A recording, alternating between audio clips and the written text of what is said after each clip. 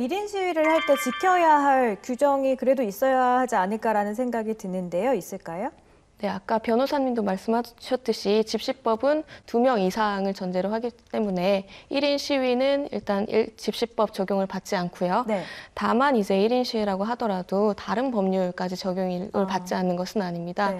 그래서 뭐 다른 사람의 명예를 훼손한다든지 허위 사실을 유포한다든지 아니면 타인의 업무를 방해하는 그러한 행위를 하는 경우에는 각각 그 법률에 따라서 처벌을 받을 수도 있기 때문에 조심할 사항들이 있다고 할 수 있겠습니다. 네. 1인 시위나 우리가 집회를 할 때 사용하는 도구 중에 하나가 이제 피켓이잖아요. 네. 뭐 목에 걸기도 하고 직접 들기도 하는데 뭐 크기나 형태 혹은 그 안에 써 있는 문구 이런 것도 어떻게 제한을 받을까요?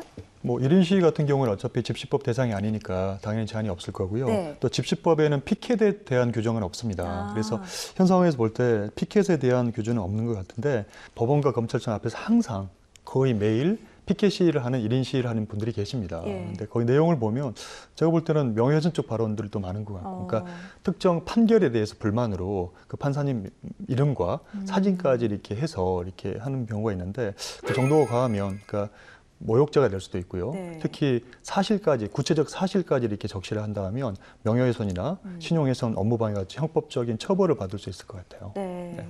만약에요, 두 사람이 같은 목적의 시위를 합니다. 그런데 따로따로 1인 시위를 하는 거예요. 근데 목적이 같다면 이건 어떻게 봤을 때는 2인 시위다, 집회다 이렇게 볼 수도 있을 것 같거든요. 근데 이거는 어떻게 볼까요?